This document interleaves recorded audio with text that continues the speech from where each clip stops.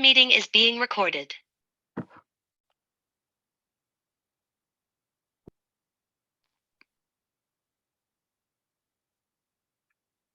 All right, everyone. Thank you for joining us tonight and welcome to the 11th webinar we have had this year in 2022 at Pieces of Me Foundation.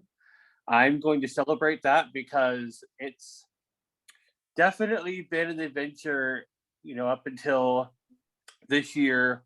We had done a total of 1 webinar in our first 2 years of existence. So 11 in year number 3 has definitely been quite the jump.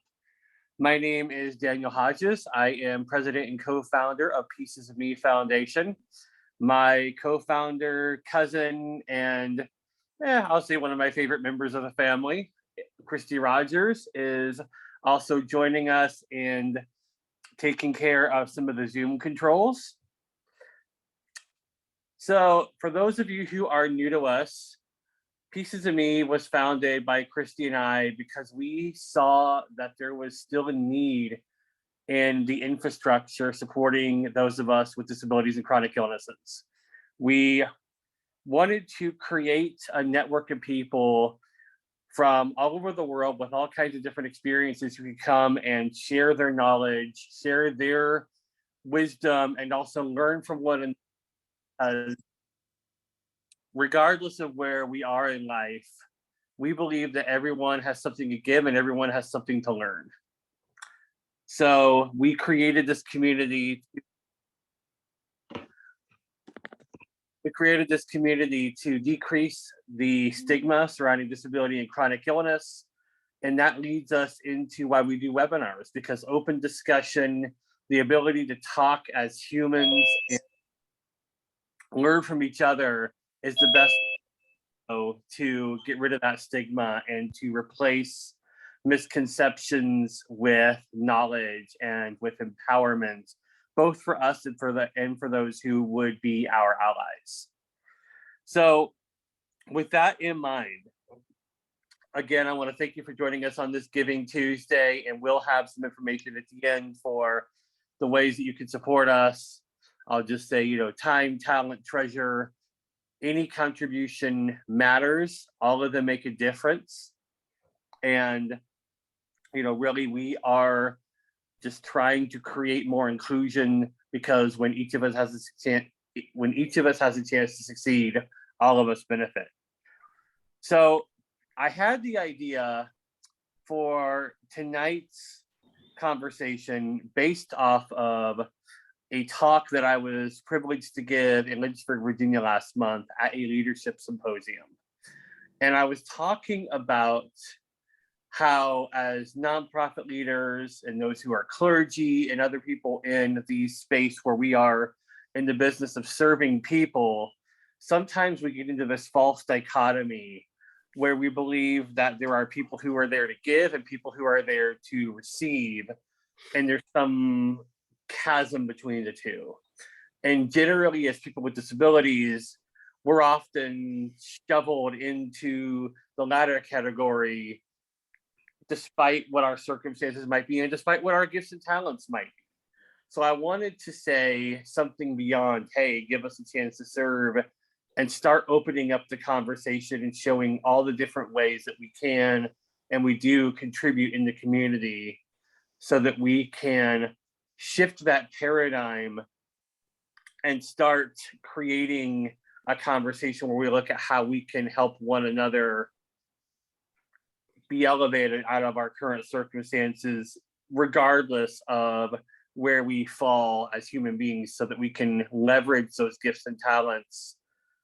Even if we're receiving some kind of service, we can also be giving something else instead of this false paradigm.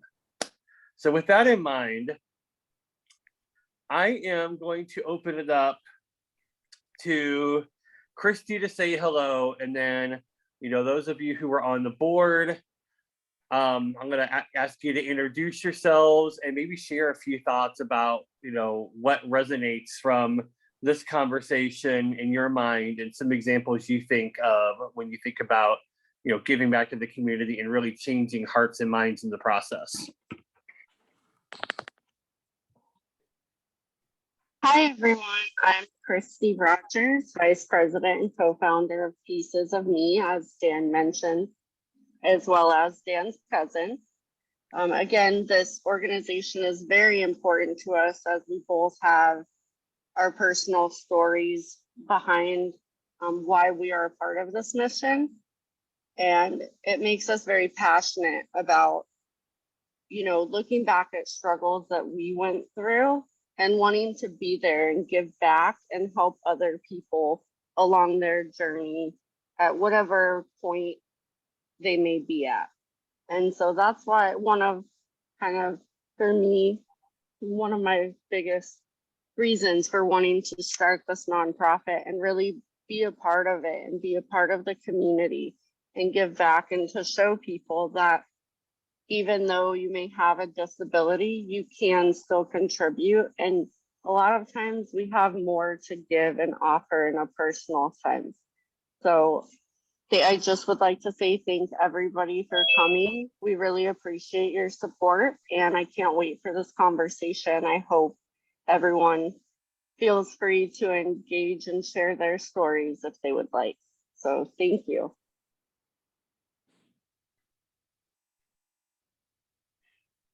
Hi, I'd like to introduce myself. This is Kushbu Chabria. I am also on the board and I help out with social media at Pieces of Me as well as events. I wanted to just share a little bit of my story because I feel like it's so relevant to this topic. So I actually didn't learn about my ADHD diagnosis until I was in my 30s. And it was ironic because I was working in a field where I was supporting children with disabilities.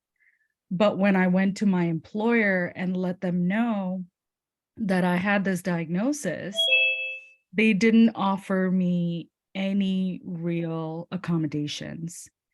In fact, I didn't know what to ask. And basically, what they offered was to have me work 4 days instead of 5 days and reduce my salary by 20%.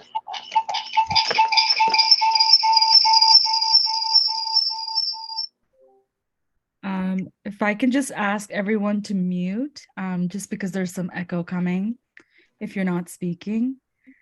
But yeah, I ended up struggling a lot with my own employment for many, many, many years. Um, or I should say many, many months. It was about 2 years that I was really struggling with my own employment situation and understanding my neurodiversity and really coming to a place of self-acceptance and self-compassion. And nobody taught me how to do that. So I was just out there in the working world struggling and not knowing how I was going to advocate for myself or how I was going to determine what the right thing would be to do when I was facing all these challenging employment situations. And no matter how many times someone showed me something, it was really challenging for me to understand certain things. And I can look back at that situation and recognize that there was a lot of things that I could have done differently as well. Maybe I could have asked for support sooner. Maybe I could have learned more about my ADHD so that I could better advocate for myself. But those resources were not available. And after struggling for some time, while I was on unemployment for 9 months, I ended up working with a small team of volunteers, and we built a program that does exactly that. And today, I get to empower other neurodivergent people who are just starting their careers and teach them how they can lead with their strengths and how they can empower themselves and how they can show up for themselves and how they can advocate for the things that they need and want. And it's just a full circle moment for me to come to this point of being this person who was serving people with disabilities to then find out that my own disability was not going to get accommodated, and then to creating a program where I teach people how to encounter that situation with confidence and how to really have that self-determination and that ability to say, this is what I need so that I can work. And I would like these accommodations. And it's just really empowering to come on the other side of this, because I could have easily just said, well, this whole career is not working out for me. I should just do something else. But I really could not believe how much support was lacking in this area. And I'm so grateful that I get to do that work. And I'm so grateful that I also get to be a part of a community like Pieces of Me, where we get to have more and more conversations like this. So thank you so much for coming, and I will pass on the mic to the next person. Thank you.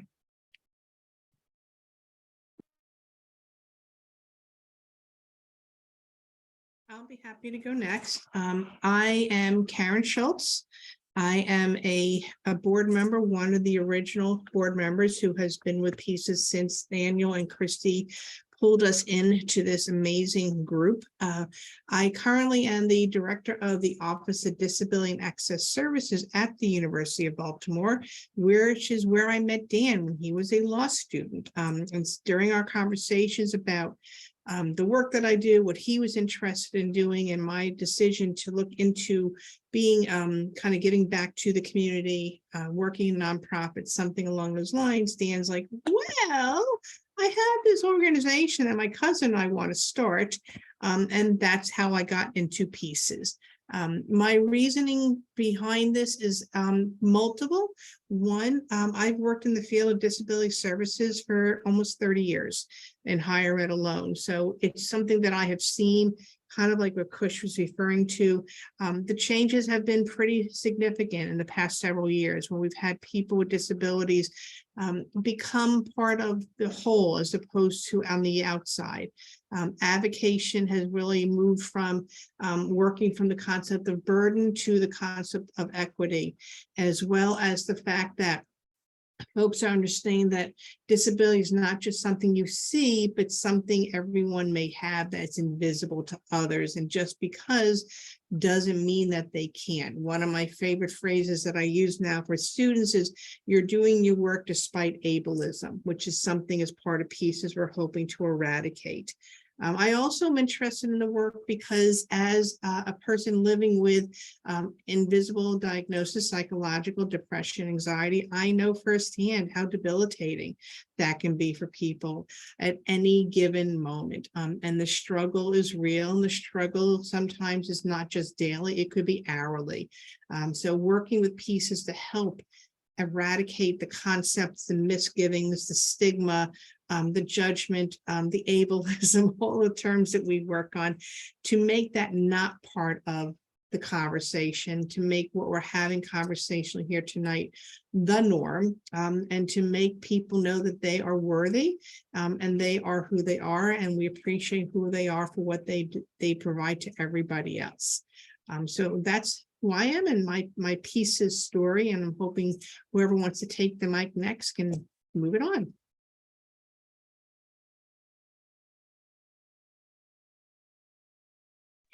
I guess I can go. This is Deborah. Can you guys hear me? I'm in the car on the way back. Okay. I'm going to go ahead then. I'm a new member to Pieces of Me, and I just hopped in because my phone's about to die, and I appreciate the patience. But I also I resonate with both of our previous speakers, because when I first started college, the very first thing I was asked was to give a list of 10 things I wanted changed at the university. And I wasn't ever expecting to advocate for rights for people with disabilities. That wasn't on my for plan for my future. However, as life threw me lots of curveballs and had to fight for life-saving treatments, I realized the value of the voice and the value of inclusion. And as you were just saying, Karen, too, that growth, right, of change from isolation to inclusion. That's something I'm seeing now. And as we pointed that out, it reminded me of more and more of us having these opportunities to share our stories, share our experiences, and share our voices and come together and grow in strength. And these are these communities like here in Pieces of Me that we can do that and inspire one another and learn from one another. So for me, it's a pleasure to be here. I forgot to introduce my name first. My apologies. This is Deborah Vick speaking. And thank you for letting me introduce myself. And I pass on that mic. So I guess I'll go. My name is Fred Brown. I'm also on the board. And like Karen, I met Daniel at University of Baltimore. I'm a law professor there, and Daniel was a student of my class. And about a year or so after I had Daniel as a student, he asked me to join the board, and I'm really thankful that he did. So, I mean, I don't have any identified disabilities, but I do feel very strongly that people both with and without disability should work together to try to remove the awful stigma and unfairness that those with disabilities face. So I have, certain skills as a lawyer and a law professor that I can apply to a nonprofit, more on the sort of bureaucratic side. And I try to do what I can to help this very important organization. But at the same time, I'm finding this incredibly enriching to learn about a space that I really knew very little about until joining the board. So I'll continue to contribute to this vital mission of this organization. And, I really do thank my other board members and especially Daniel and Christy for their, for founding this organization and for their leadership. So I'll pass it on. All right, and Jim, you're not officially on the board yet. You will be in a couple of weeks. You want to go ahead?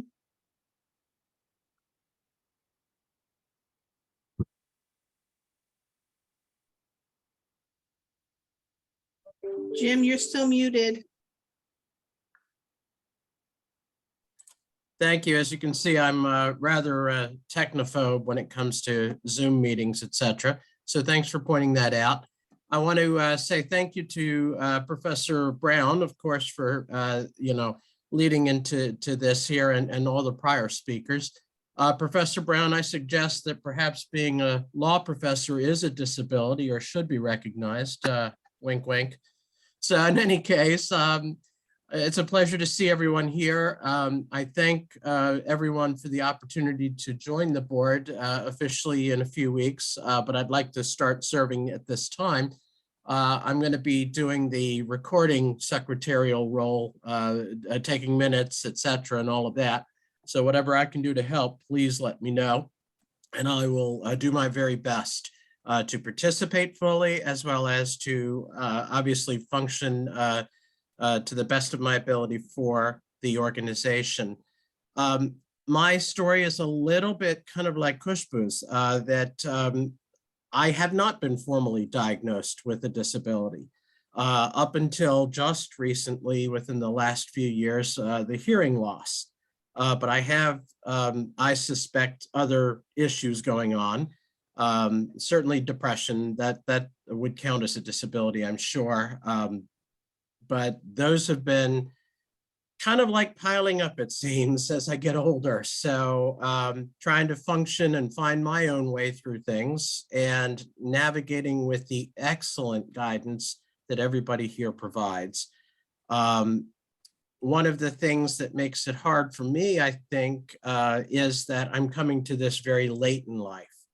I am a bit older, as I see so many young faces here, but I come from a different era where this wasn't talked about as much. It was far more stigmatized than it should have been. And I always had the sense that we were cheating ourselves as a society by doing that, because all of the people that could have contributed more had we changed ourselves as society would have much more than made up for the efforts we put forward. And now that we have an organization like Daniel's and Christie's that is really putting the resources behind educating society, giving the society the tools to reach out to those that could partner with the disabled, to see something build out of that, to see those kind of dreams and potentials come to fruition is just awe-inspiring. So my hat's off to everyone here. And I'm still stuck on declaring, a disability for law professors. They're just a breed of their own. There's a lot of people in here study law, man. Just gotta say. Well, thank you all. And, I'm guessing most of you on this call don't know, that I was son of a preacher. My dad, a minister for most of my childhood. And for those of you who don't know, I was also born blind and with a connective tissue disorder. And the latter, the connective tissue disorder, we didn't have a full diagnosis of until I was in my early 30s.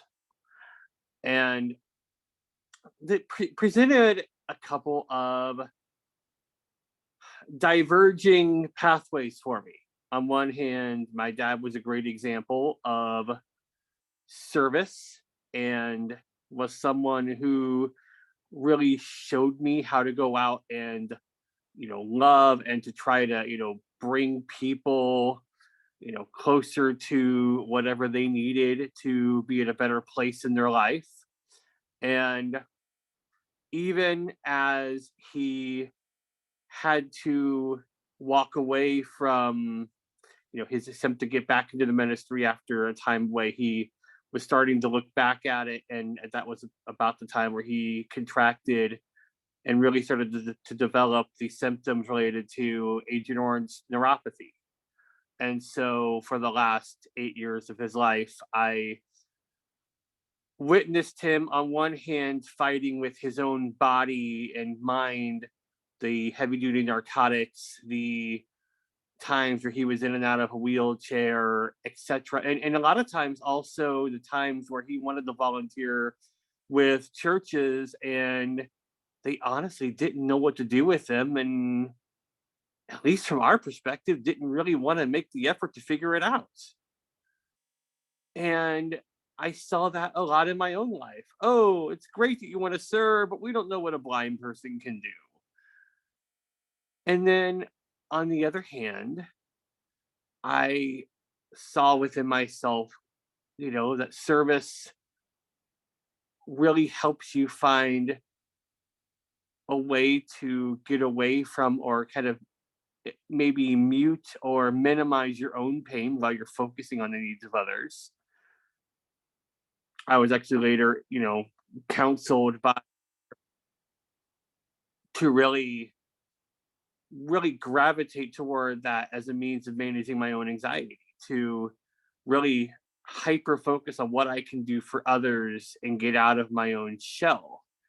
And it's true with physical pain too. And in a lot of ways, what led me to approach Christy about creating pieces really started with identifying needs as my kid's mom and I navigated the childhood cancer system and finding that none of the social workers or other medical staff had a comprehensive list of the resources that were out there. And then finding that the blindness organizations, by and large, didn't know what to do with someone who had mental health concerns.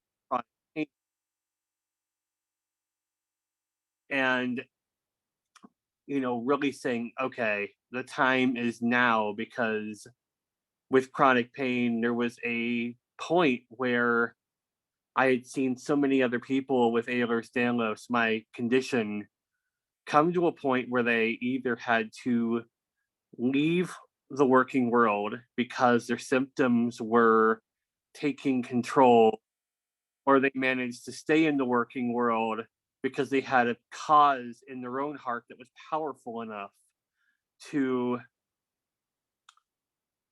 at least minimize the pain enough to make it manageable. And it's not always that cut and dry, but that's just a glimpse into that mind, which is what created the path for us to do this. And that's why, I wanted to have this kind of conversation where we're helping those of us with disabilities remind ourselves and each other that our gifts and talents still, and also helping those who may be unfamiliar with our abilities stop and ask, well, am I overlooking what this person could do for my organization or my business? And what opportunities are we missing out on by not fully including? Because including isn't just welcoming us into the room. Inclusion is really enfolding people into that culture and valuing what everyone brings to the table. So with that, I'm going to pass the mic back for anyone who has questions or comments. And for those of you who are new to us, we got a pretty small room. So if you want, feel free to come off mic, say hello, and weigh in. Hi guys, I'm Angela Smith and I'm with the American Red Cross, and I met Daniel. Actually, I met the attorney first, Mr. Norman first, through Kurt Luthi, who is the Disaster Director of Humanities for the American Red Cross. And so Kurt asked me to talk to, oh God, I can't remember his name, I'm so sorry. The attorney's name, and I did, and he's a really nice guy. He immediately wanted me to get involved and tell my story. And then I talked to Daniel, I think a couple of weeks ago. And so I told Daniel my story. I told him what I do. I'm gonna try to turn my camera on. I don't know how this is gonna work. Okay.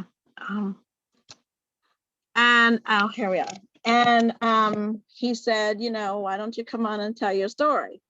So in the volunteer position that I do, it's disability integration, and we take care of and make sure that clients have equitable access to facilities and all services and resources during a disaster. And that includes using the ADA accessibility checklist that we use for facilities when we have to shelter clients because of a hurricane, fire, flood, and occasional earthquake, which you all know we had one like 10 years ago. There was an earthquake.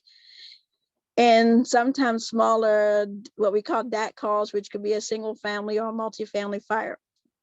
So that is my current position. I am the volunteer partner to the Disability Integration Coordinator for the American Red Cross. But my personal story is that I am visually impaired. I've been visually impaired since I was 3.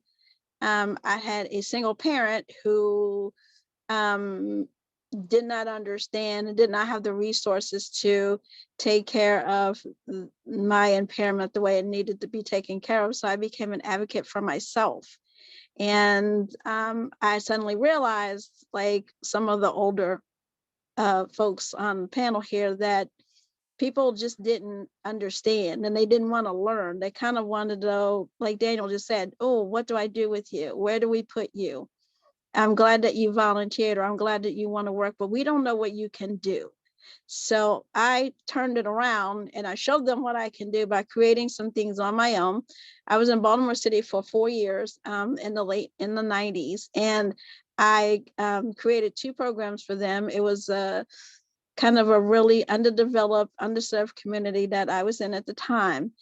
And they needed a lot of help. So I went to the school, and as a parent, I began to ask questions on what can I do to help, and how can we make some changes? Because I came from Montgomery County, and so I didn't understand the inner city. I grew up in Southern Maryland. I knew nothing about Baltimore City.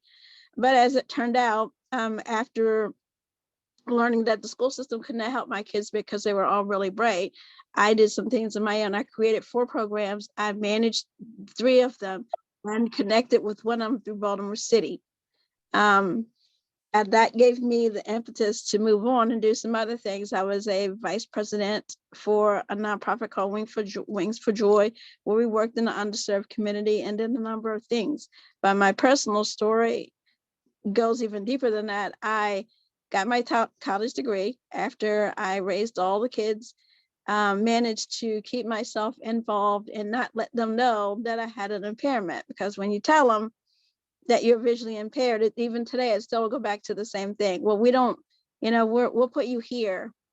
We'll, how about if you just do this, and you don't get to use your talents or your intelligence, the way that you should. And so for me, I think I like this group. I've been doing a lot of reading about it, and I think it can really help people across America, because I do work for the Red Cross, understand how we should be treating and behaving when it comes to people with disabilities, where everybody is the same. We just happen to have a disability, and that's how I look at it.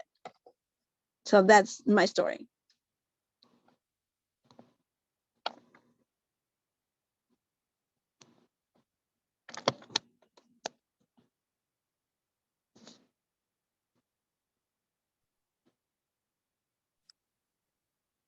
I guess I can go next. That's okay. To come off camera. Hi, everybody. My name is Ibrahim Dabo IB. People call me Eve sometimes. I saw the information about this meeting from Karen. I am friends with her on LinkedIn. And I see that there are a couple University of Baltimore people here on the call. So I attended University of Baltimore, where I met Karen, and my older sister was an influence. I wanted to follow her footsteps to get into University of Baltimore. She went to UB School of Law, Miata Dabo. And I just wanted to come in today and connect with you all and just to learn about the work that you do. I am currently a commissioner for the Georgia Commission for the Deaf or Hard of Hearing, and I'm also a board member with the Hearing Loss Association of America. So just a little bit about my own story. At the age of 3, I lost my dad, and at the age of 14, I became a refugee. I am originally from Sierra Leone, West Africa. I became a refugee and I lived in the Gambia, another West African country, for 7 years. And at the age of 17, I became a leader for a large global organization. My story is really to just inspire people that no matter what you experience, no matter what you go through, it is possible to come out of challenges. It is possible to come out of adversity. Life happens for us. Life does not happen to us. And so whatever experiences that we get to encounter, I lost a lot of family. I lost family members. I lost everything that I had during the war. But believing that with faith, things are possible, and God can really use us in special ways. So I came to the US and I came straight to Baltimore City Community College in Baltimore, where I was a note taker for students with disabilities. That was my first working experience, and I was just so excited, just something that connected me with the Disability Support Service. I actually remember one of the students I was taking notes for, his name was Mark. We had such a close bond that when he realized that I was going to be graduating, he was begging me, he's like, no, you need to stay extra, you need to take an extra class. And that's the type of bond that I was able to form with him. But one of the things that I had to do was to work twice as hard. I heard about the American dream, and that it is possible if you work hard, you can accomplish great things. I wanted to do that. And so I worked twice as hard. I worked very hard in school to stay on top of my class. And then I went to University of Baltimore, where I worked extremely hard. And I was one of the representatives to of the senior class. I was the representative of the senior class to speak on graduation day during the graduation. Fast forward in Towson University, I was doing my master's, and I heard about a hearing screening going on campus for speech language pathology students. And I decided to go in, and that was the first time I heard about a hearing screening. I decided to go in for the test. I was so excited. I wanted to go experience what does a hearing screening feel like. I never knew what to expect, and I went in so excited. And during the screening, there was a major discovery. Long story short, I learned that where the lady said, when you hear a sound, raise your right hand, which put a headset on my head. I never heard a sound. And I thought maybe the equipment was broken, and she came by, she said, you didn't hear anything? I said, no, and I was smiling, I was still excited. I'm like, I can't wait to hear the sound. And she came by again. I never heard a sound. That was the breaking news for me, that I was experiencing hearing loss. I was 30 at the time, and I was extremely devastated because that was the first time I actually heard about hearing loss. All I knew was either you could hear or you're deaf. So you can imagine the devastation that I was going through, and I spent the next 7 years grieving. And I finally came out of that in 2020, and 2021 last year was when I really got involved, started learning about hearing loss. I thought I was alone in this. I didn't see anyone like me that has hearing loss. I knew nobody who had hearing loss. I never even knew there was a community of people that can come together like you all are coming together here, supporting and advocating. Very inspiring, very encouraging. I never knew this existed. And I struggled. I was just thinking about the stigma that's associated with hearing loss. I hid it. I never told anyone, unless it's the hearing aids that I have a hearing aids on. But families and friends, no one knew that I had hearing loss until I mustered the courage to step up last year and say, life did not happen to me. Life happened for me. Now, how can I bounce back and use my experience to help and support other people with hearing loss? And that's how I got involved in Georgia and also with the Hearing Loss Association of America to support people with hearing loss. And I'm just so excited to be here. I'm so glad to be connected with you all. So glad that I saw this information on Karen's link, and I was just so excited to come in and connect with you all. So thank you so much. I can just add to Eve's story. He was a student leader for all the time he was at the university. And that smile, was part of the, I think, infatuation many of us had, because it really just made people trust you as soon as you started speaking. And you shared your story about your experience with your family in Sierra Leone when you got to us. I know you were definitely part of our International Student Association and the work that they were doing to spread the information. But thank you so much for sharing. Now I see the connecting of the dots and how you got to where you're working, because I had no idea that you had experienced this new knowledge and experience where you're at now. As I just put in the chat, I think we need to look at people late to diagnoses like yours and Jim's, and the adjustments and the impact it has on folks, because you don't see someone necessarily who has a hearing loss.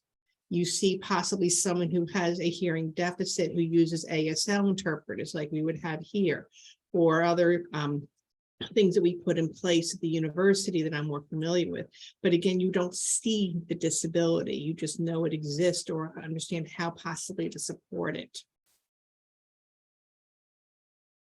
Thank you so much, Karen. I appreciate it.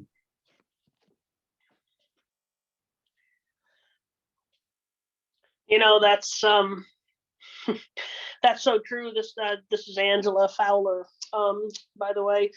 I'm totally blind and I have a significant hearing loss. And, I tell people I kicked blindness's butt 20 years ago, but the hearing loss thing still, still is problematic, because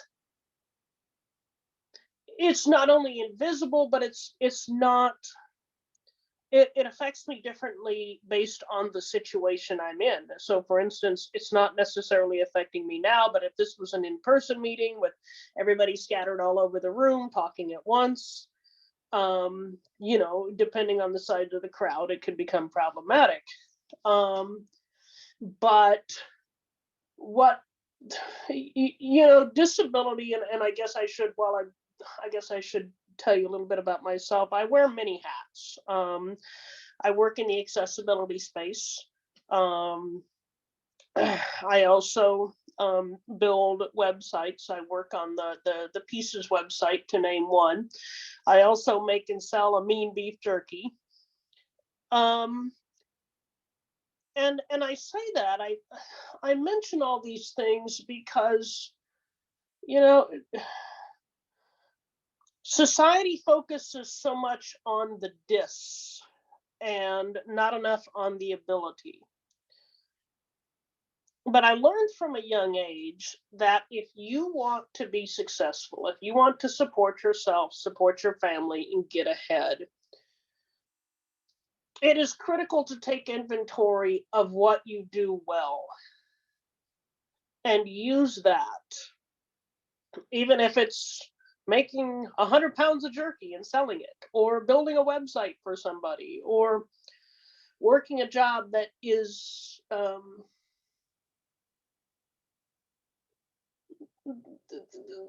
exactly, and sorry, voiceover is distracting me. Use those God-given skills that we all have to better oneself and to better the world around us. And it is, you know, it is so critical. Let's take the dis out of disability.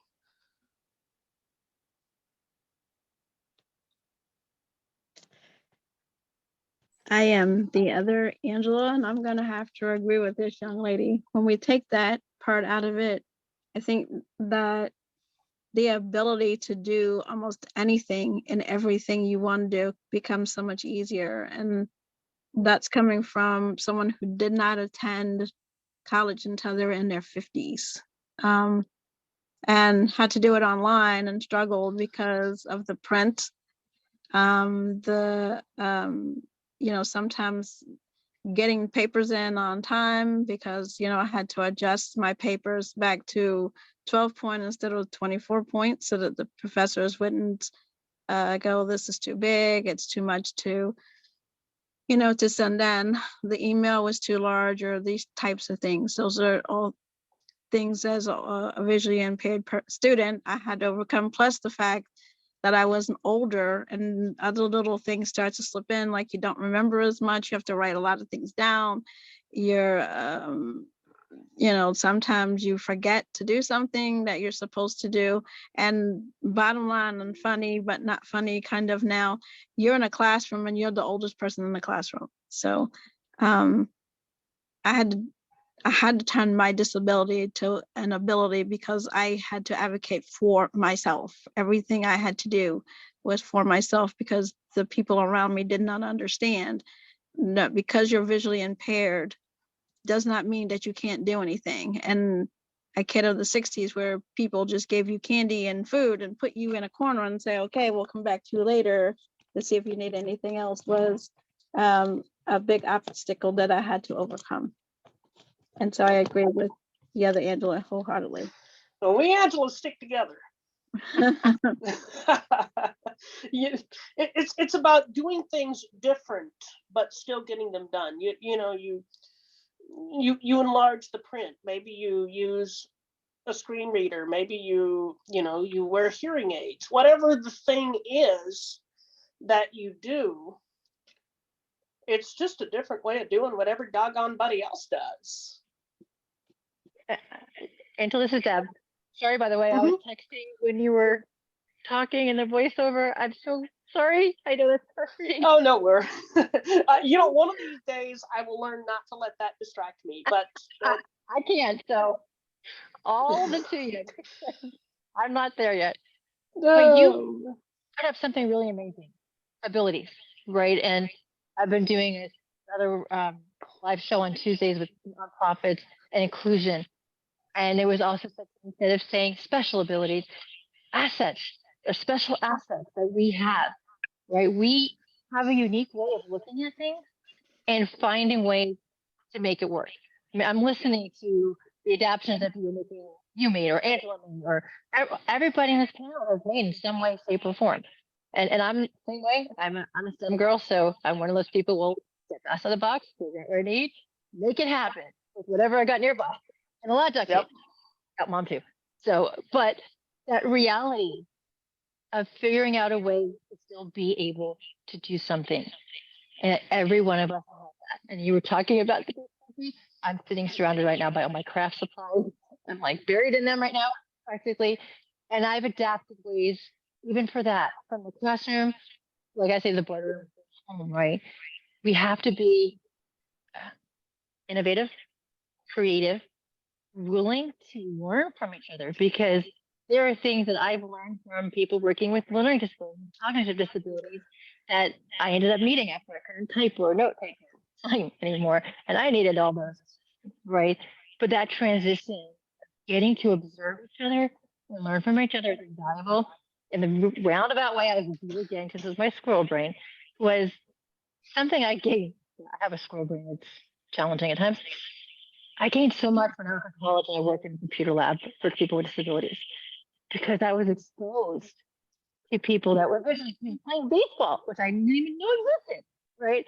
To, again, I came from New York and I went out to California as when I first just adapted skiing. But just that concept of physical activities, cognitive activities, all of this under an umbrella of getting to observe from one another is so valuable, because what one of us needs, it might help somebody else in their own journey too. So I just love everybody sharing their abilities, their assets, their way that they deeply created something to work for them, because we don't know who else that will be helpful for. I yield the mic. Innovative, creative, willing to learn from each other. Those sound like some traits that anybody would want in their employees, doesn't it? I wholeheartedly agree. Just thought I'd. If I can chime in, I just want to absolutely bolster that point, that the creativity and the workarounds that people have had to find in dealing with their different abilities have in fact inspired me to hopefully do better myself on that, but also have shown their value to the wider society. And as I mentioned earlier in the chats, that, you know, it's up to we to learn how to navigate some of these bridges. And when I say we, I mean society as a whole, because there's all of this untapped potential. And I think that we cheat ourselves when we don't fully tap that potential. I have a friend of mine who has a daughter that was born with a profound blindness, hearing loss, and honestly wasn't really able to come out of her shell till she was maybe about 8, 9 years old. And it was really not clear how much of a life she could have. But as I recognized before she got to that age, maybe a few years before that when I first met her, I'm like, this child is smart. I can clearly see she is working through and thinking about whatever problems are there and trying to deal with them. I said, it's on us to unlock that. And of course, I know that her mother and father were diligently trying to get her the access to those services. And this girl is a wonderful, wonderful child. Now she's an adult, actually. But, you know, it's amazing to see that. And I've seen from what society might deem a, you know, lost cause for productivity to somebody that actually can be productive, that can be a valuable member of society. And when I say productivity, I don't mean just work. I mean somebody that is a part of a family. I mean somebody that is loved. I mean somebody that can love and can really contribute in meaningful ways. Money isn't everything, but productivity is certainly the language that society has. So I think we can speak to that, and we do. Thank you. I yield back. Yeah, and Jim, this is Christy. Just to kind of piggyback off of that, my daughter is a really good example of that. My youngest daughter was born missing half of her right arm. Excuse me. And it's just amazing to see what she can do. And so many people just look at her and doubt everything. Like, she can't do that, or she won't be able to do that. She blows the other kids away. So I think that is a good point, just to be able to see that and to show people what we're capable of.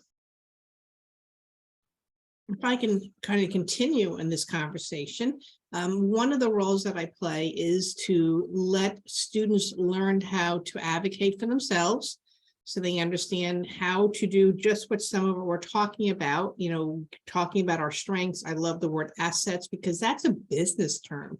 People who work in businesses are going to say, what are the assets? What's the ROI, return on investment? And that's what we talk about, working from our strengths. I also worked with, I just was interviewed this past week last week with students in a writing class that wanted to know more about students on campus who have autism.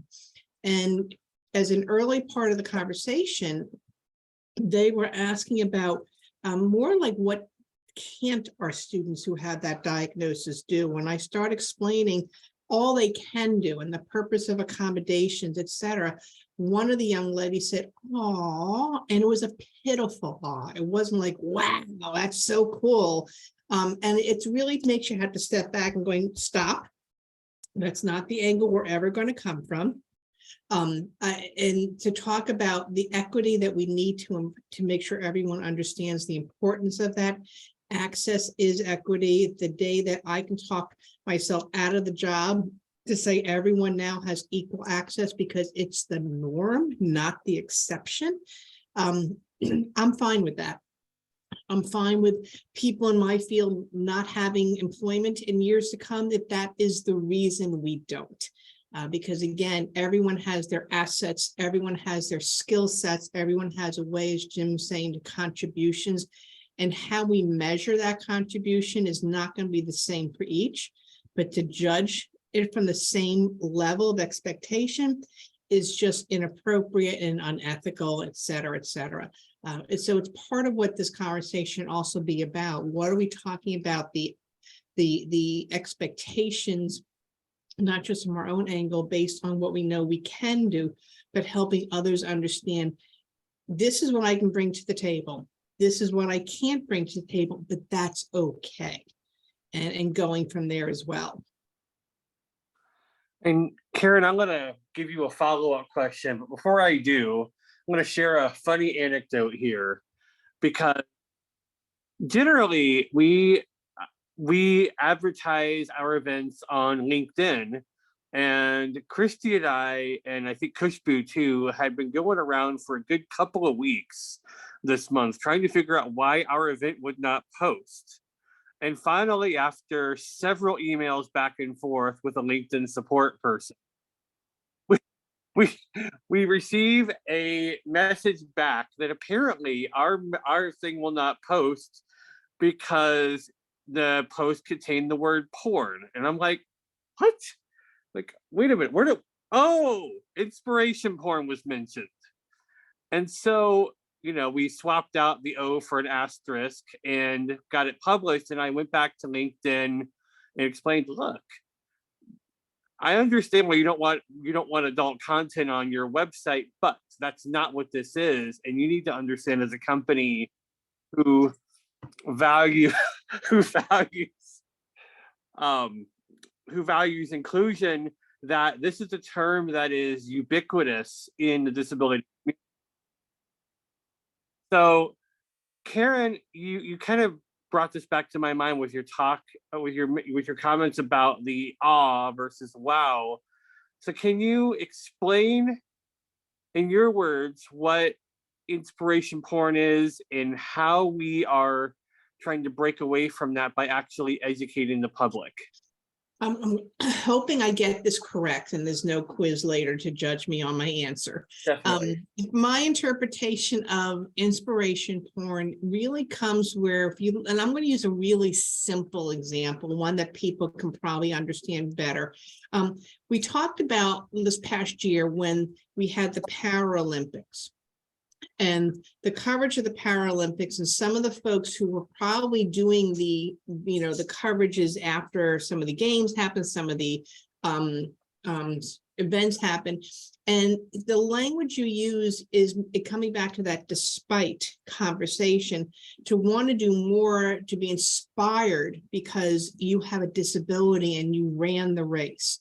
You have a disability and you were able to still aim that, do the archery event. And that despite having more from that angle and making it more about the despite as opposed to, well, I can't even do that. So I'm going to have to learn to do what I need to do in order to do, like the archery is my easiest one, because there's so many folks we see on in the Olympics who do archery regardless of ability or disability. And I'm not even going to begin to attempt that. There's a lot of folks out there. There's a author, a internationally known speaker, Habra, and I can never remember her last name. She is both has a visually based disability and hearing, and she graduated towards the top of her class from Harvard Law. And when she talks about the inspirational porn, is people go, you did that and you're blind and you're deaf or hard of hearing, and they want to know more about the how than just saying, but she did it, which means she has the skill set, she's got the knowledge base, she can go out there and practice the law, as opposed to going, oh, tell me how you got through this class. So that's my interpretation of it, Daniel. So if I am off base with that, please correct me. But if not, yay. Well, and I think you brought up a really good point. And I think it's a disbelieving how, as opposed to an inquisitive, wait a minute, what should I be learning from to improve accessibility? How? Good. And that's part of it. I was telling my supervisor this afternoon, there was years ago, I worked at what was then, for those in the Baltimore area, was Essex Community College. So I am going to be dating myself, talk about the old one in the room. When it was its own community college, it took several years to converge to be CCBC. And we had a student who was legally blind. And we as part of the associate's degree requirements, you have to do 2 credits worth of PE. And so a lot of times our students with certain disabilities were allowed to be exempt because we really couldn't find one that we could, at the time, this is the early 90s, reasonably accommodate, whether it was from safety reason or equipment reasons. Of course, things have changed dramatically since then with all those ways. He wanted to take archery. And of course, everyone else was like, you can't let a blind student do archery. How is that possible? And this is just after the ADA was put in place. And I said, we can't deny him. We have to figure out, is there a way to reasonably accommodate him? And we were able to figure out with the instructors, and we contacted different organizations, and it worked. The point here is we focused on the how and not going to do it because. And he had an amazing experience, and he was able to go obviously to all his parties and say, hey, I'm doing archery. And people were, and I hate to say they're inspired to try it next because of he's doing it because he was blind. It makes me say, if someone who wants to do it was successful in doing it, regardless of the how, I should be able to try doing something that I may not have been successful doing just because I didn't think I could. And so that's the angle I took with him. And it was so much fun. I was so tickled when he finished the class and passed the class, because again, it's just not something I would attempt. And he attempted it. He did it successfully. And he did it while he has a visual disability, not despite having the visual disability. Karen, one thing that you did that is critical is you assumed ability. You assumed that, okay, one way or the other, he can do archery. You know, That's we're the gonna angle figure I out. always try and start at. And I think the Well- students in the room who've worked with me know that we start from that first. Absolutely. There are definitely going to be things that I can say, all right, so the other example, I was talking to my supervisor today in regards to this content is, you know, there are blind doctors. Mhm. They don't perform surgery probably, but they are probably outstanding researchers. They may work with the psychiatric clinics. They may do other things, but there's something they don't do is not because they don't want to, they chose to do the medical field. They go into a helping field and they work with their skills. They work with their strengths. They work for where they can. And that's what I tell students, let's see what we can do within reason. And if it's unreasonable for whatever reason, I'm sorry to be redundant in terminology, we can discuss the why. But I will not start with, nope, not going to happen. Because again, I can't make that decision for somebody. Can I add something? You know, go ahead. Real quick? So one of the things I love that you said, Karen, first of all, I do not as much archery anymore because my senior doesn't like it. But prior to that, I did actually change a bow to a cane to stabilize it. But one of the things I love that you pointed out, the differences, right, of being inspiration versus learning from somebody, or even just honoring the mindset behind it. I happened to be in a mindset workshop this morning, and for the first time, and I was so excited, guys, because most of the time when you see slides, it's able-bodied people. But for one of the mindset over matter, they showed a person, an Olympian, doing cycling. Oh, yeah! So I'm so excited for representation.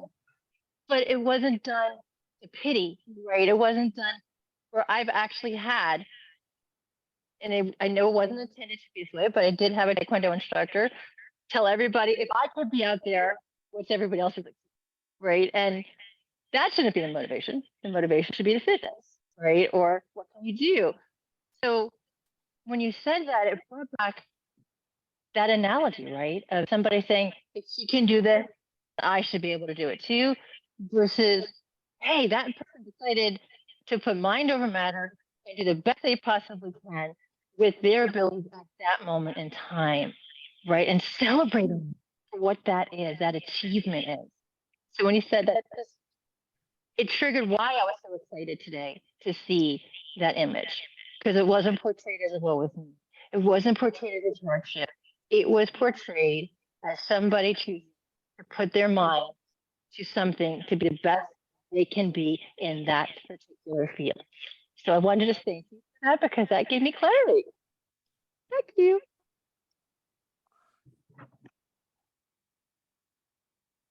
Well, thank you. And because Pieces of Me is a solution-based organization, we are gonna pivot in a minute to solutions. But before we do, just to crystallize the point, I'm gonna ask for a volunteer to share an experience, and it's can be with your local house of worship, a political cause, your local community service organization, doesn't really matter. A time where you wanted to volunteer or contribute and couldn't, with a couple of questions in mind. One, how did that leave you feeling? And two, what did that do to your ability to connect with that congregation, cause, whatever it may be?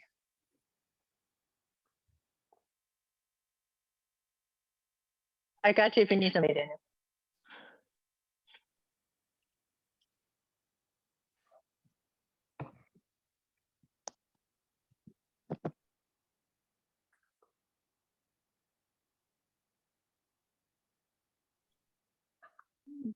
Daniel's Deb.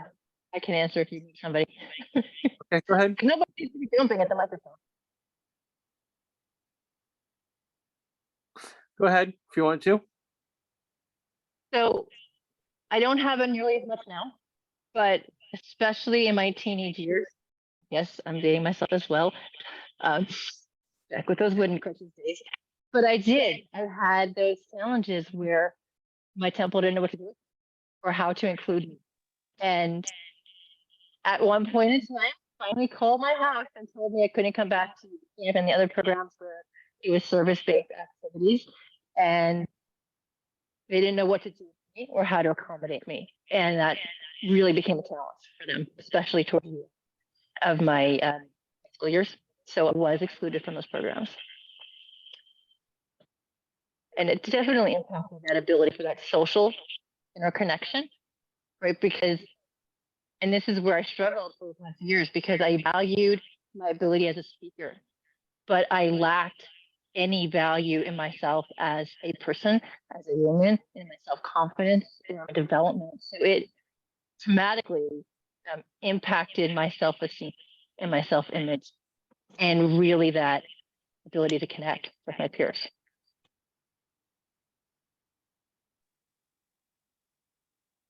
And Deb, I'm going to ask you a question that you can completely pass on if you're at all uncomfortable with, but I think this could be important as we share this recording with faith leaders.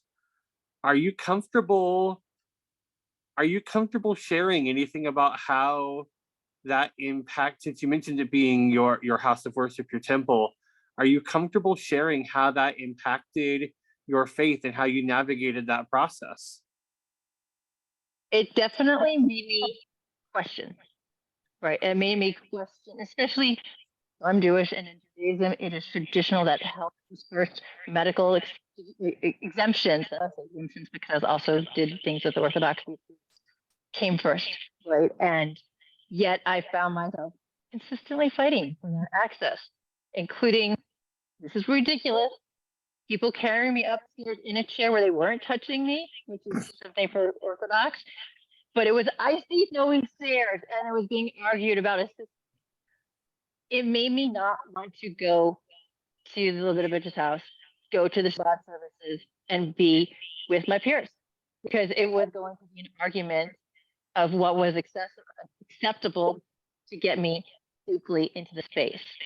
So it did make me question that. And I will say things are different now. I see them anyway. I have a very accommodating people that does things virtually a lot. And when I've been there, have made sure I can get up onto the seat of the bima and that it's accessible. And my son's bar mitzvah also placed my service on. It's still asleep there.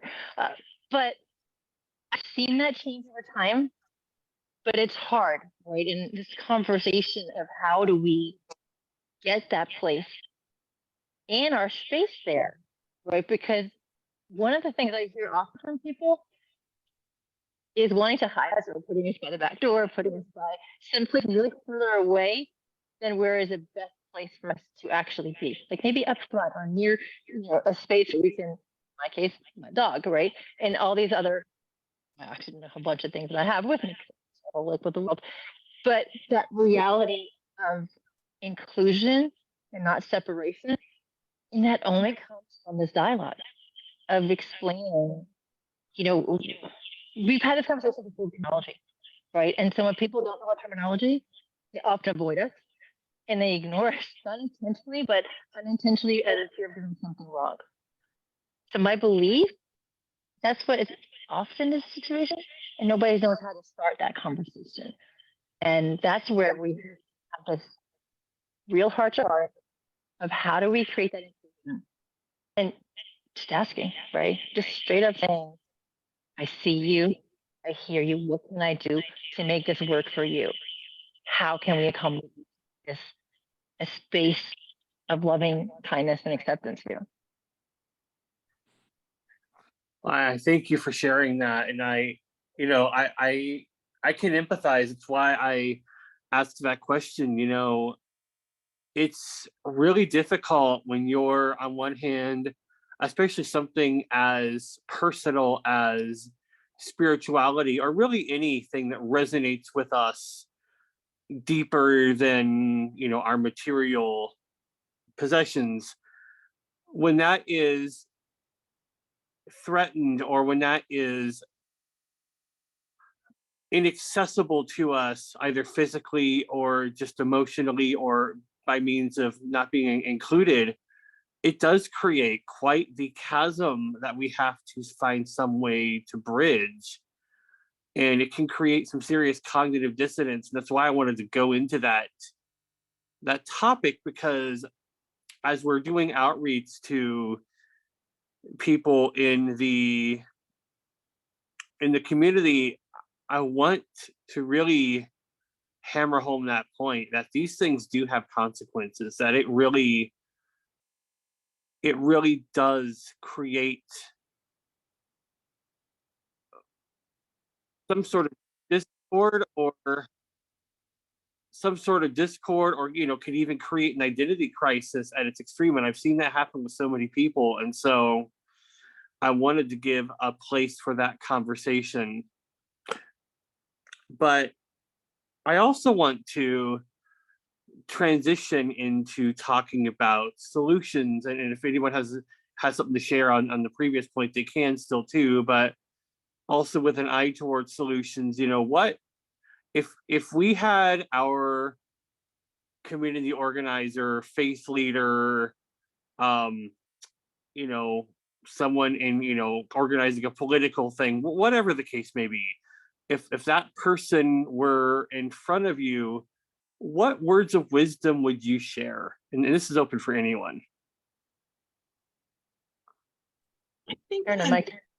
and Daniel, I'm going to go ahead and because I come from the same religious background as Deborah. We were raised in a conservative temple, and we're very fortunate to have many members of our congregation who survived the Holocaust. So it was a lot of learning from them, and it was a very physically accessible because of the need for some of our folks who are much older at the time, considering what they survived and when.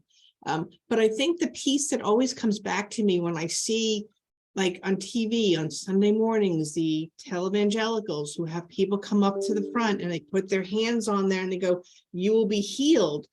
And it comes back to, is there something wrong with them? Is there something broken in them? Yeah, I broke my leg. I broke my foot. That will heal. That's not the same thing. Do I prefer not to have depression and not to have anxiety? Yeah, I guess.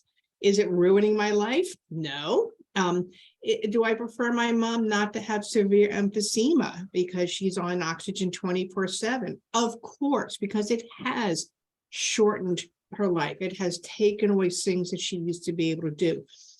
But I don't know if I need them to be fixed. And I think sometimes the religious world looks at this as the need to fix when it comes to that. The other part is you also hear people say, we're all made in God's image. Then accept all of us as we are, as you see us, because that's who we're supposed to be. And then to come to understanding, going back to that word assets, what do we have to give to everybody, to teach, to accept? It's really hard. I struggle with that because my brother is Hasidic, so he's ultra Orthodox. We are far from it. He wasn't raised that way.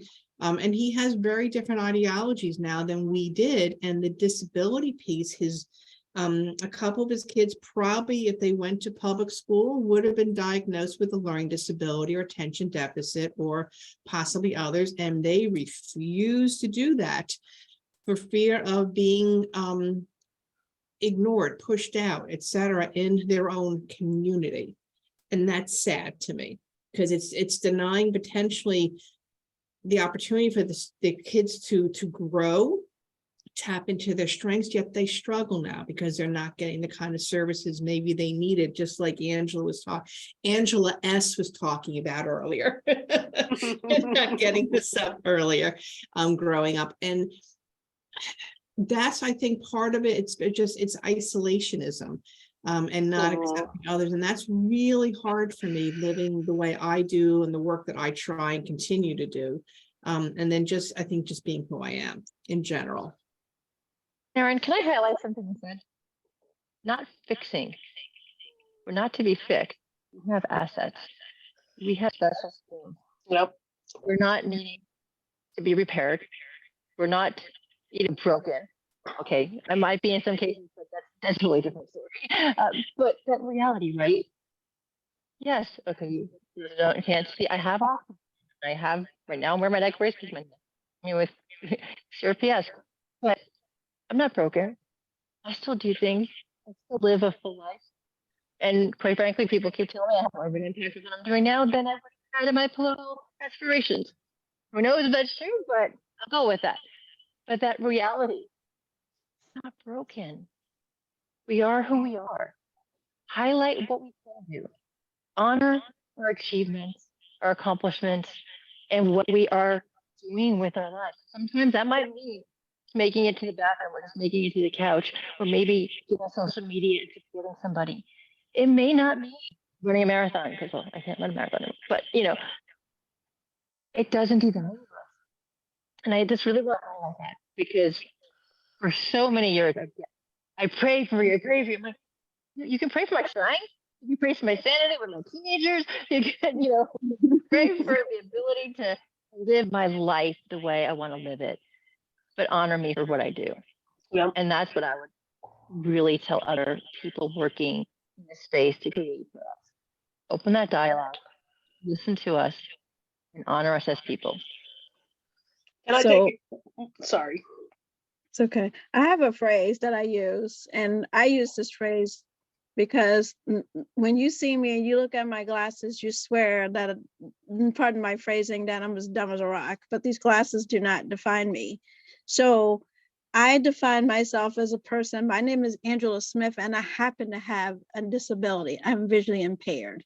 And that's to say that I am not, my visual impairment does not define who I am or my ability to do whatever I want to do or my assets. And when I'm working in any particular nonprofit, I do a lot of work in the underserved community, and that's how I look at it. And I think that if people, I believe personally that if people look at it that way, and if people who don't, quote unquote, have a disability can start looking at others that way, it will be so much easier. And the finish, everybody has some sort of disability. It may not be under the terms that of the ADA, but I guarantee you someone has something that they don't acknowledge in their life, or they haven't gotten to the point where it becomes a prominent part of their everyday chores or abilities to do whatever they want to do. Such true words. We were talking earlier about praying, and I've been prayed over by people who wanted God to cure my blindness. But if you're going to pray for me, first of all, thank you. But pray for wisdom, pray for clear thinking, pray for strength, pray for patience. Stan, don't laugh. Pray for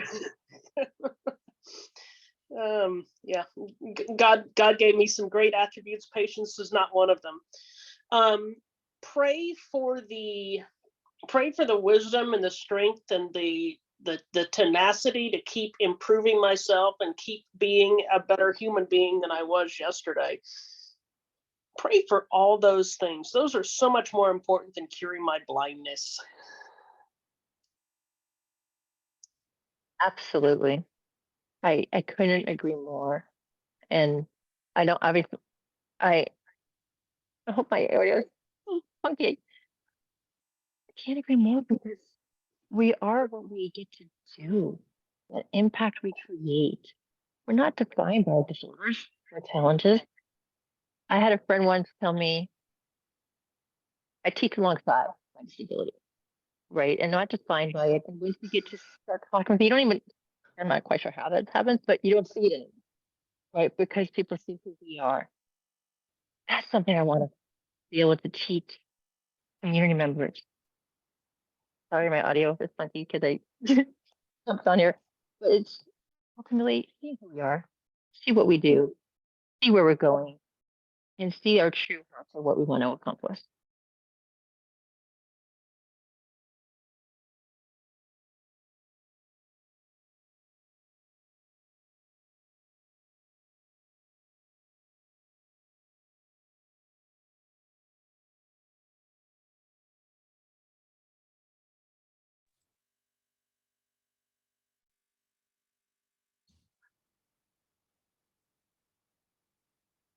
So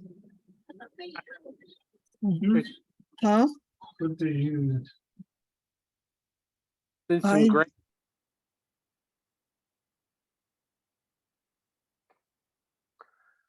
been some great thoughts on that. So where, for someone who recognizes to create that change of mind and that change of heart, where do they begin? What is the first action that they can take?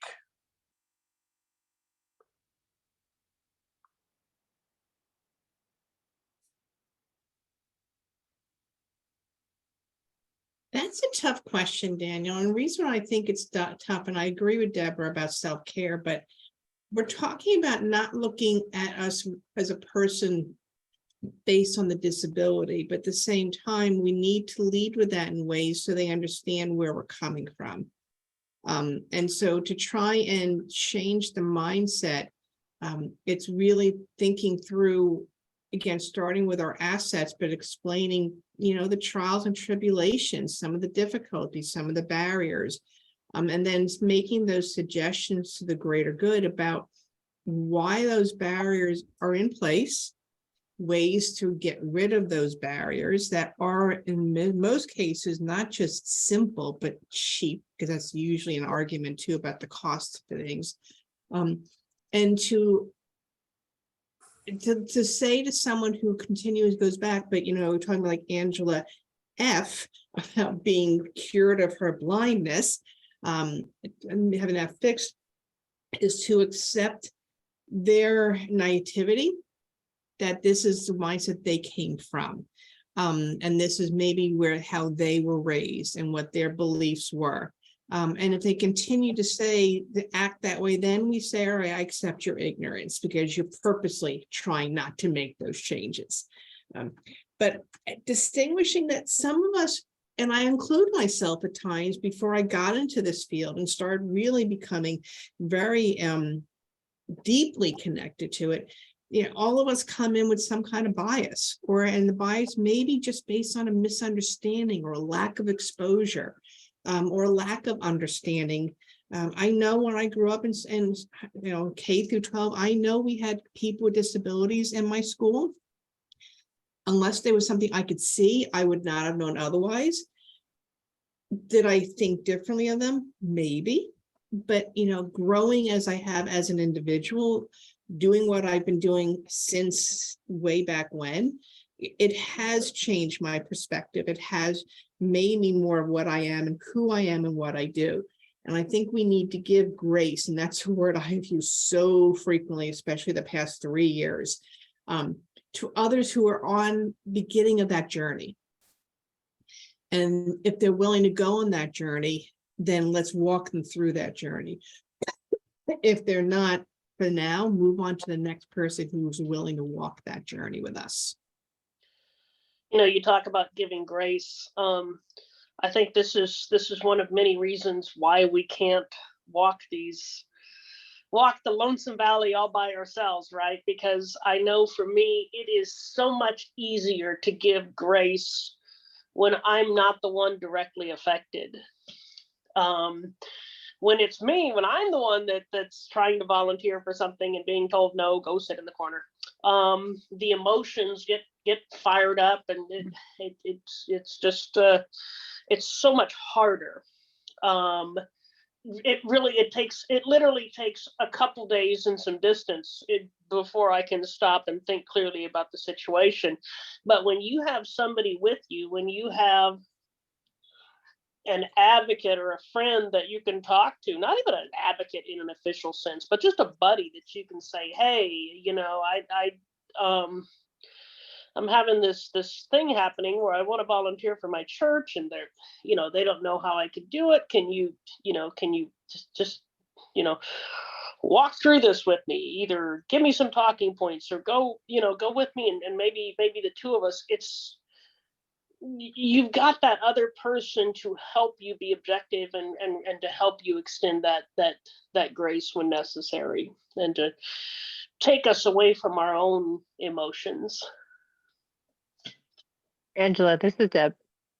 I have to say that, I'm like you. I think there's many of us like you who can give grace to other people a lot easier than we give grace to ourselves. And I'm looking at Daniel's face. I know he's like in 100% agreement. it is hard on its own. It's hard to be your own advocate. In fact, my nurse and I were just talking about this today, about the challenges of COVID and the isolation and how you had to be an advocate at times of being some of your worst health situations. It's hard. It is not easy. This is honestly, I'm going to be 48 in March, and I didn't do this inner self work until last year. So I'm going to say it is a long journey. It's a slow journey, and it's one that we have to give grace and come back. Like Karen, you mentioned, we go on to somebody who's ready to walk it, and we can come back with it when they're ready to walk that journey. Because you have to be ready to walk it. You know, for me, I had to be willing to forgive those that bullied intentionally and unintentionally and let it go. Not forgiving for them, for me to move on. And that was something that Karen said too. Yeah. And it reminded me, and I forgot about this, about high school. I was not corrected from 7th grade on. I was not had that label of disability or disabled until college orientation, junior some. It was Passover actually because we're at my brother's house, and that was the first time I ever heard that word used for me. I broke down. I was in tears, and it was also the first time I saw my father cry outside of a funeral. It still stayed with me because that was the only time I've seen him cry outside of a funeral, and it was because of me. That's how I saw it. No, it wasn't for me now, but the 17-year-old Deborah saw it was because of me, right? And I had already tried my dangest to protect them from the bullying that I had in school and the severe pain, and I did so it because I was trying to protect my mom and dad. And here I was, just in tears. My brother, like, you did a double drop yourself. Get a combination. Quiet. But that transition was so hard. And where I was going, we have to be ready with that journey. We have to be ready to make that transition. You know, and I know I wasn't in college. In fact, I got an electric scooter 3 days before college, and then my dad drove it into my dorm room, which again makes no sense. I needed to use it to get to lunch the next day. But I wasn't ready to embrace the scooter and to embrace the dependency that meant and the loss of freedom that meant, or the stubborn native New Yorker, me giving up something was so hard. And I say this because for all the different parts of us, having patience and grace and connecting people to opportunities like here to speak with other individuals who've experienced these challenges and found their way. This is a way that we can inspire, engage our community, and teach and show that there is a way as long as we're willing to try it. There's always a way to find it. It might take a little bit longer. I'm going to add to Deborah. As a person who started traveling 2 years ago across the country as a Red Cross volunteer, you learn that you're dealing with different cultures and different ideas of what disability, or some people in Kentucky. This one lady in Kentucky said to me, well, my son, he's a crippled boy, and I thought I was going to lose it. Oh my God. And she said, we just keep him in the house. We don't really do anything with him. And so I had to call my supervisor because I'm an advocate. I'm like, why is this kid in the house? But over the time, I had to learn when to advocate, and we have to keep educating. We have to keep talking about it. We have to keep putting ourselves out there. And maybe, and I don't want anybody to take this personally or think I'm saying it the wrong way. Maybe we're the chosen few that says we're going to teach you how to deal with everybody in general, not just people with disabilities, but people who are a different race, a different color, a different ethnicity. And maybe we're supposed to do that. Maybe we're supposed to show them how to have grace and tolerance for people that are, and different is a very hard word for me to accept, but right now it's the only term I have. I don't think I'm different. I think I'm a person who happens to have a disability. And so I think that we just need to take that time and believe me, not get angry, but I do. When someone tells me, well, you don't drive, so we're not, we'll come and get you last, or oh my God, she doesn't drive, someone has to go and get her. Or an Uber driver one time and said, well, you need somebody with you. And I was like, have you lost your mind? I don't need anybody with me. I haven't had anybody with me since I was 17. So, we have, it's unfortunate, but we have to have grace for these folks who just are ignorant as heck, and pray about it.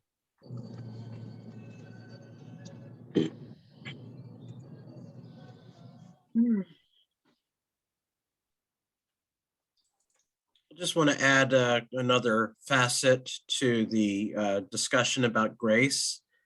And that is that we also need to learn how to have grace with ourselves. I have an extraordinarily difficult time with this. I get very frustrated with myself in learning that my journey is different than I always thought it would be. So I will say that I'm a bit quicker to have grace with others, but still not very strong on that score either. So this is a really important part of the conversation, and I thank you guys for bringing this up and framing that so well. But certainly also having grace for ourselves as well is important. Thank you. I'm so glad you brought up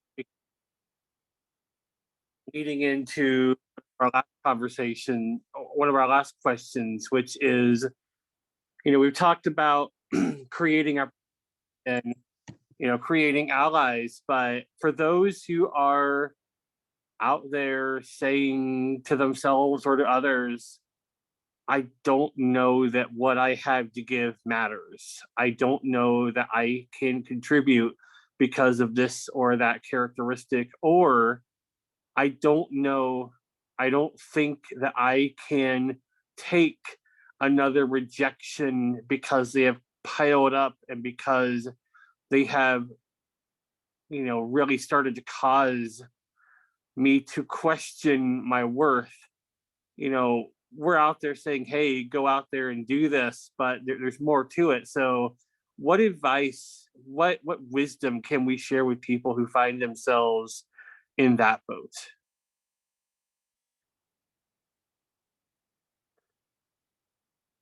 Well, Daniel, I'm going to say I'm in that boat every day because I run across a myriad of lots of different people who look at a disability in many different ways. And because we, in the Red Cross, we do have a disability integration program, we recruit volunteers with disabilities. And I don't really have a specific answer because there is none. Because to me, we're always going to be dealing with other people. We're always going to be, there's always going to be something that's going to affect us. So I don't think, in my opinion, I don't think there's a real answer for that.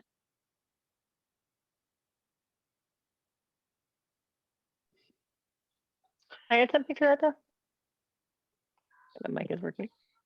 Yeah.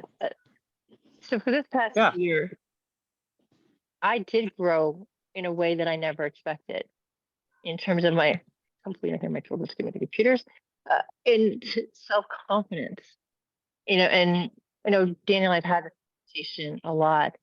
I had put all my eggs sort of into the one basket of a self-confidence as a speaker. And that was where I put all of my efforts from my early teen years. That was where I was going with my life as a lawyer and a politician. And life had a totally different plan for me. When I lost my ability to speak well, and my squirrel brain and my cognitive challenges came, my slur speed came, and the ability to formulate words became difficult. Any self-confidence I had left went out the door. And 2 years ago, just right around when COVID shut down happened, I got a Clubhouse and I started practicing speaking again. And last year, way beyond my comfort zone, did the Miss Wheelchair USA competition and represent the state of California. And I did it because I didn't want young girls to feel ugly the way that I did and to feel lesser than like I have my entire life. And I didn't feel beautiful until July 2022, when I was on that stage for the final night, giving my speech in a gown. Dropped my cue card, trying to wonder how I was going to do my speech. And I dropped my cue card. Like, God, I didn't know this. But I did it. When I looked out and I saw my family there, my brother came from New York, my family came from Arizona and California. My kids were actually looking up, not on their phones. After that moment where that light switch went on. But the reason I'm telling this story is it's long-winded again. Is I wouldn't have normally have done it, but for the work as my advocacy, I wanted to be that voice of inclusion, of the creating inclusive spaces for all people. But by doing it, by stepping into the comfort zone, I found myself again. I found that voice. I found that confidence in ways I never would have thought ever possible. And actually being able to see myself as a beautiful woman was just the mind-boggling experience. And I still get teary-eyed when I talk about it. But the reason why I say this is that the more we encourage people to step beyond their comfort zone, to step beyond where their range is, and yes, put yourself out there. And yes, I did not make it into the top 5. And yes, I was in tears afterwards. I'm not going to lie about that. But I gained so much from that experience. And by doing it, I found me again. And I found me in a way that was not possible. But now I share it because all of us can step beyond that zone. We all have some obstacles. Some of us maybe have a lot of obstacles back in there. But the more we step beyond our comfort zone, the more we try, fail forward, make those mistakes, learn, pick ourselves up, off, and go on, the greater not only will be, but our communities as a whole will be, because they'll get to see us as a team and that experience. That's so worthwhile. And I'm going to yield this mic. I've been talking a lot. I'm going to tag on to what Deborah's saying, and thank you for sharing that too. One thing I do when students are getting into that mode of self-pity, everyone's against me, I can't get forward, etc. And I've heard every reason, probably. Start with what you did well. Start where you've seen successes. Build from that, because there have been. Maybe they're not as many or where you want them to be, but they have happened. The other way is also to provide the analogy to those who are in, that mindset. When you're driving along, whether you're the driver, where you're the passenger, and there becomes, you see a detour sign up ahead. Typically, unless it's an emergency, those detours have been planned, and the highway administration has the detour set, and you get around to where you need to be. Consider these obstacles detours, not roadblocks where you will hit that dead end, and work through what would be my options, what else, who do I know, what do I know, and then go back to that info. I know I can because I have, and I have is the experience you draw from. I will always say, when people ask why I love working where I work, they're 2 best days, I'll say 3 days of the year, because I'll include the law school because it's a different day that we have it, are the graduation ceremonies. Undergrad and grad do it twice a year. Law does it 1. Those stories that cross the stage, particularly the students that I work with, those are, I've seen those detours. I've seen them have close to permanent roadblocks, more so in the past couple years than any before, but they're still walking. They've earned that degree. They've gotten to where they want to be. That's a huge accomplishment. What's next? And take that energy into the what's next. And I think that works more so for people who continuously feel they're being turned down, rejected, put aside, and possibly based on the disability or not, but there's something that comes from there to move it forward.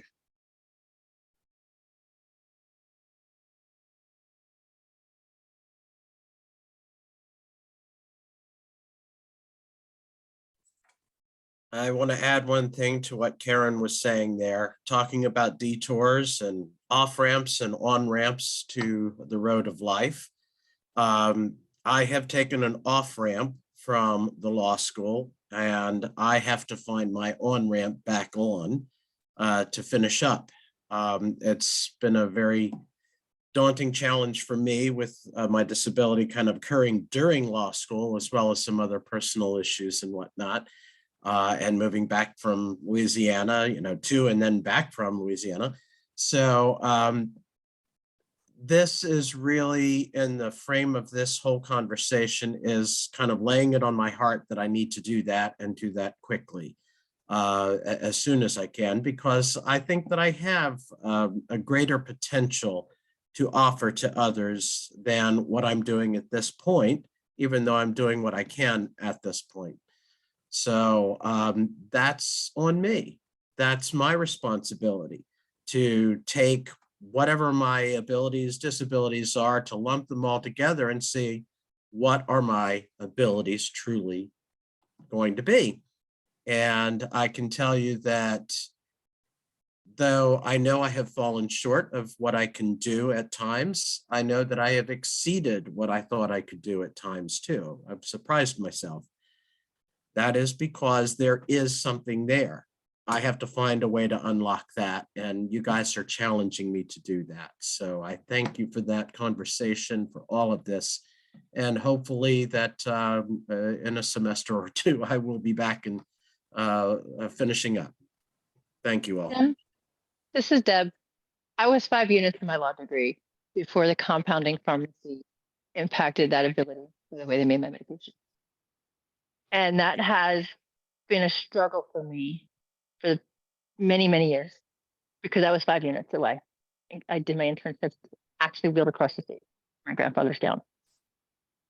And I share this because it's still my dream to do this because as an advocate, that degree matters.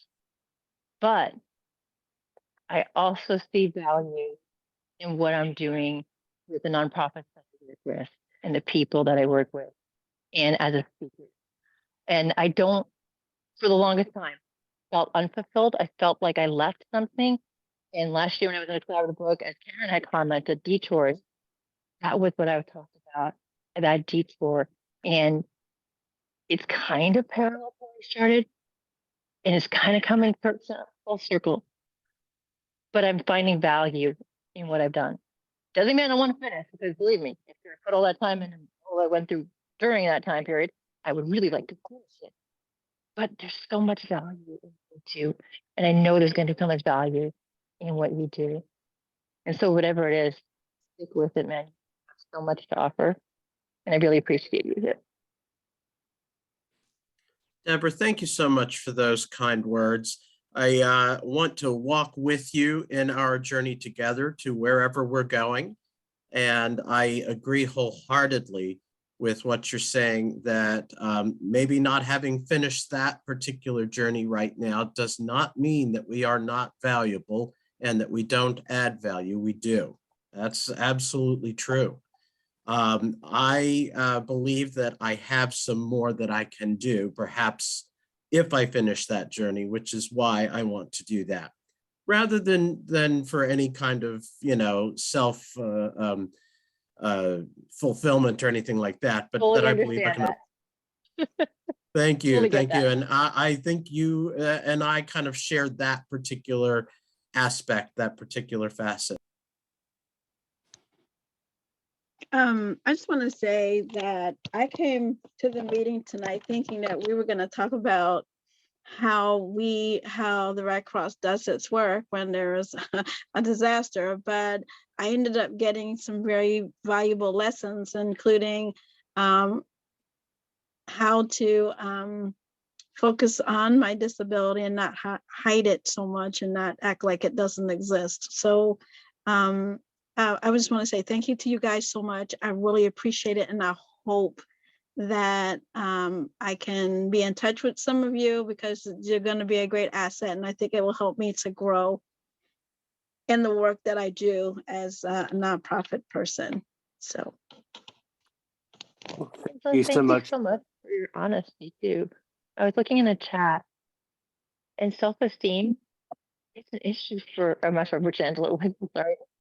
But that image, that concept of self-esteem, and it's a number of us have mentioned it tonight, it's real, right? And with our disabilities, we have a different impact on our lifestyle because of how society treats us. So I honor everybody who talked about that today and found a way to express it. And if you dreamed elements to help you, I'm so thrilled. And hopefully, just keep it going. It's how we grow through each other and through each other's experiences. So true. Christy, before I close this out, you have any parting thoughts for us? Yeah, I mean, it was a really great conversation. And just to comment on the last couple of items, I mean, tying back to being out of your comfort zone and facing those detours for whatever reasons, Dan and I have been very, very far out of our comfort zones and faced many detours just in starting up and getting pieces running and continuing to grow even bigger and larger. And, we continue to do it because this is our passion and we want to get the word out to people and we want people to be educated and understand so much more about people who have disabilities. And so again, we just would like to say thank you for coming, and I really enjoyed this conversation.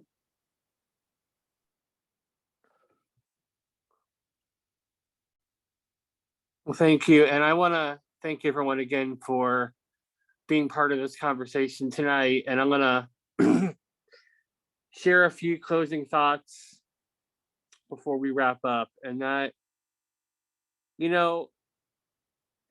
I think sometimes, especially for those of us who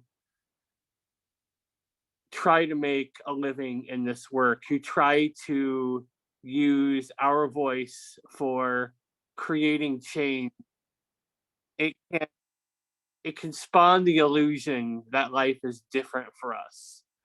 And I'm here to tell you it's not.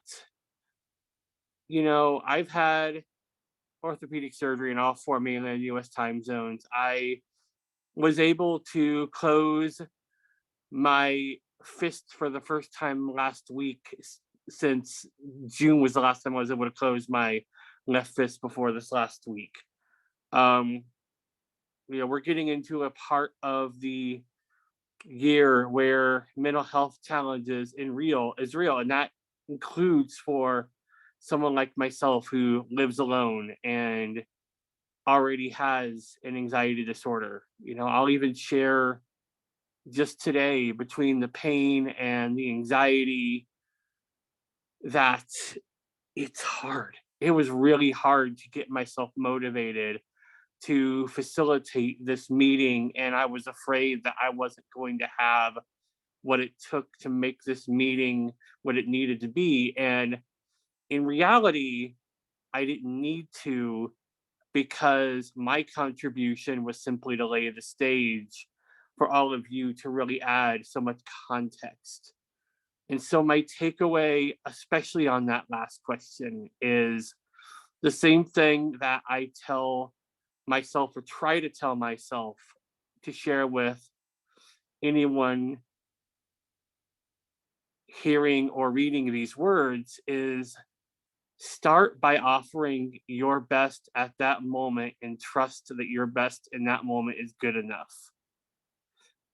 And that's for anyone with ability, and that is also for those who would become allies who are trying to find that on-ramp. And for allies, above and beyond that first step, find someone who you trust, who you can build that rapport, and be humble and vulnerable enough to say, look, I know I need to become a better ally. Help me work through some of the misconceptions or the assumptions I have, so that I can learn and so that I can grow. That there is the first step, I think, for all of us. Because regardless of whether or not we have a disability, ableism, that mischievous feeling that certain abilities or disabilities impact our lives disproportionately, that's ingrained into us, whether or not we have a disability, and we have to consciously work through that process. So that's my call to action tonight, is to try to find that next milestone we can hit, to realize that our contribution matters, even if it's not our best, even if it's not what we could have done yesterday or last year or 10 years ago, that it still matters and that it still makes a tremendous difference. So with that in mind, I want to thank everyone again for joining us. I want to encourage those of you who haven't already done so, join us on social, be part of the continuing conversation. Follow us on YouTube, where all the previous recordings are, I think all but one. Learn how to be part of the community through social and our website. There's many, many different ways to make your contribution, really create a ripple effect. I want to thank our interpreters from Interpreter Now. We have been blessed to have a working relationship with them. And with that in mind, I again want to just say thank you for those of you who are seeing this in the holiday season. Enjoy your holiday season, and we will be with you again at our next event.